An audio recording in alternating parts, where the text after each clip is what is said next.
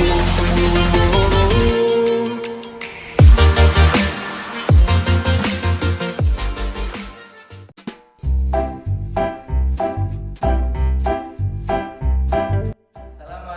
warahmatullahi wabarakatuh.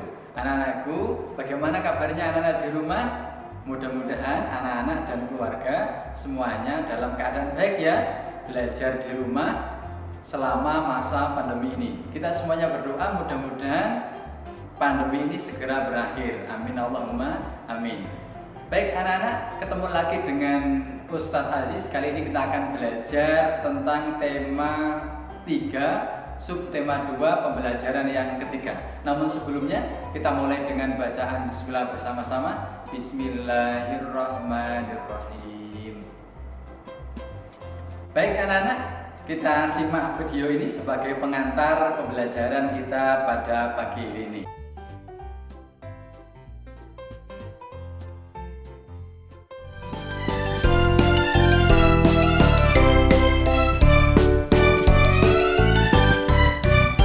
Burung kakak tua hinggap di jendela.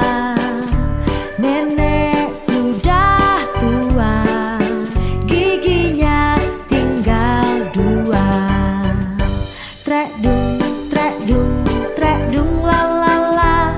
Trek dung la la la. Trek dung la la la. Burung kakak tua.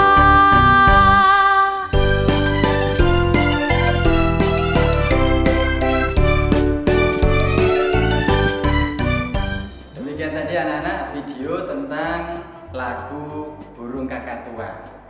Karena pagi hari ini kita akan membahas tentang bagian-bagian burung. Baik anak-anak, tujuan pembelajaran kita pada pagi hari ini yang pertama adalah mampu membandingkan bagian-bagian hewan dan fungsinya secara benar. Yang kedua, mampu membuat laporan tentang bagian-bagian tubuh hewan dengan benar. Kemudian yang ketiga adalah mampu membuat kalimat tanya menggunakan kosakata baku dan membuat kalimat efektif dengan tepat. Kemudian yang keempat adalah mampu membuat peta pikiran tentang kata tanya. Di sebelah kanannya Ustadz menampilkan gambar seekor burung.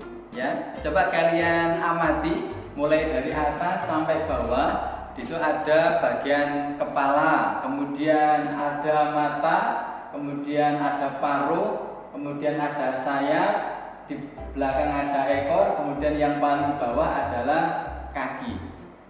Anak-anak amati bagian burung tersebut ya. Kira-kira mata fungsinya apa? Kira-kira paruh, sayap, ekor, kaki fungsinya apa?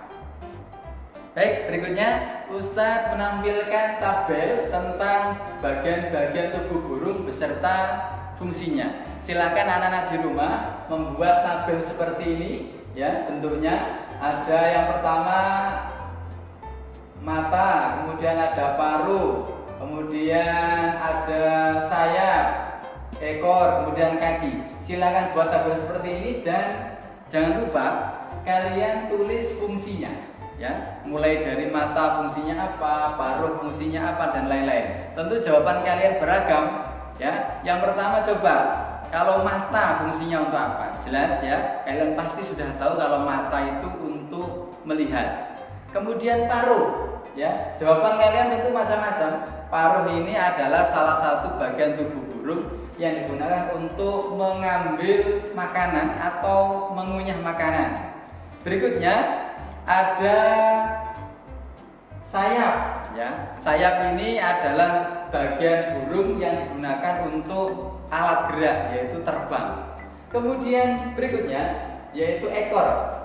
Ya, yang belakang ini adalah ekor, fungsinya untuk alat keseimbangan burung ketika terbang.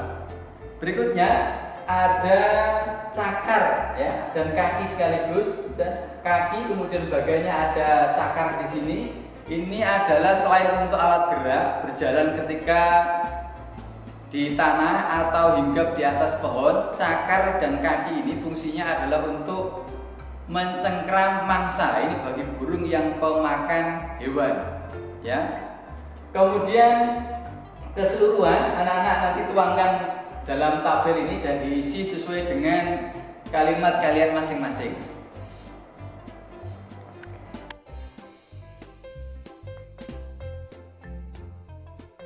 Yang berikutnya, Ustadz menampilkan gambar dua hewan ini ya. Yang pertama apa? Ya, ini adalah gambar laba-laba. Kemudian yang kedua adalah gambar kumbang. Ya, silakan anak perhatikan dua gambar hewan ini, laba-laba dan kumbang. Kalian perhatikan, amati. Adakah bagian tubuh yang berbeda dari kedua hewan ini? Ya. Dari hewan ini, coba kemudian di bawahnya ini Ustadz menampilkan juga tabelnya, tabel perbedaan bagian tubuh laba-laba dan juga kumbang. Yang pertama kita lihat, coba kita hitung ya, kakinya laba-laba dan kakinya kumbang jumlahnya berapa? Betul ya, yang laba-laba ada 8, kemudian yang kumbang ada 6. Kemudian kita lihat lagi sayapnya, ya. Apakah laba-laba punya sayap? Tidak, ya. Laba-laba tidak punya sayap. Kemudian kumbang punya sayap. Berikutnya adalah antena, ya. Kita lihat di atas ini bahwa kumbang mempunyai antena, sedangkan laba-laba tidak. Ya. Ada yang tidak dimiliki oleh kumbang, bagian yang dimiliki oleh laba-laba dan juga sebaliknya. Dan berikutnya anak-anak, Ustadz membuat diagram pen ini, dua buah lingkaran yang saling beririsan. Yang satu untuk laba-laba, yang kedua untuk kumbang. Di sini ada yang beririsan, ini artinya adalah bagian tubuh kumbang atau laba-laba yang dua-duanya dimiliki atau ciri yang dua-duanya memiliki. Kemudian yang di luar adalah yang hanya dimiliki oleh laba-laba, dan yang sebelah sini adalah yang hanya dimiliki oleh kumbang. Silakan tentukan mana yang dimiliki oleh laba-laba saja, mana yang dimiliki oleh kumbang saja, dan mana ciri-ciri yang dimiliki oleh keduanya. Tuangkan dalam diagram pen ini di buku tugas kalian. Baik anak-anak, kalau kalian sudah membuat laporan tentang bagian tubuh burung beserta fungsinya, kemudian buat diagram pen bagian tubuh laba-laba dan juga kumbang. Yang terakhir ini, anak-anak saya minta membuat peta pikiran tentang kata tanya. Ayo, masih ingat atau enggak pelajaran Bahasa Indonesia pada subtema 1, yaitu tentang kata tanya. Baik anak-anak, silakan kalian buat peta pikiran seperti yang Ustadz tampilkan di sebelah kanan Ustadz ini, peta pikiran tentang kata tanya, ya. Di tengah sudah saya tampilkan kata tanya. Silakan yang samping-samping itu ada 6, 1, 2, 3, 4, 5, 6. Ini berisi tentang kata tanya. Silakan buat peta pikiran di buku tugas kalian, ya, dan nanti dikumpulkan di Ustadz Aziz. Baik, demikian tadi anak-anak pembelajaran kita pada pagi hari ini, yaitu subtema 2, pembelajaran yang ketiga, yaitu tentang materi bagian-bagian hewan dan fungsinya. Kemudian yang terakhir membuat peta pikiran kata tanya. Ya, tetap semangat belajar di rumah, jaga kesehatan, jaga sholat 5 waktu, patuh pada kedua orang tua, dan Ustadz mohon maaf kalau ada kekurangan. Ustadz akhiri. Assalamualaikum warahmatullahi wabarakatuh.